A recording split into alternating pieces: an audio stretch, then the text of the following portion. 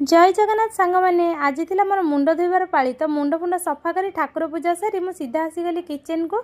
आज दिनटा केवल टेस्टी खाइबार ही कटि जाइए। तो सकाळ खाइबार था चकुली ता सहित चना तरकारी।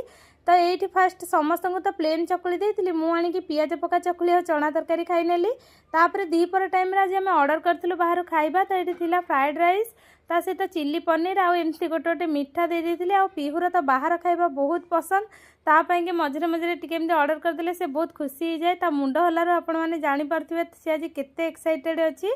तापर संध्या बेला टाइम रे दी जन बाप झीर डिमांड है कि एयर फ्रायर आज बनवाई पिज्जा। तो मु तो फास्ट टाइम बनाऊली आ पिज्जाटा किंतु बहुत टेस्टी होता। तापर ये पाखापाखि संध्या होता 8टा 8:30 टाइम रे ये मैगी टी बनईकि मु खाईनेली। तापर मुढ़ी आलुचप खाइले। आपण मैंने भावुवे आज मुझे खाऊँ कौन करिया गोटे गोटे दिन एमती इच्छा हुए। वीडियो भल लगी निहाती लाइक करी चैनल को सब्सक्राइब करने।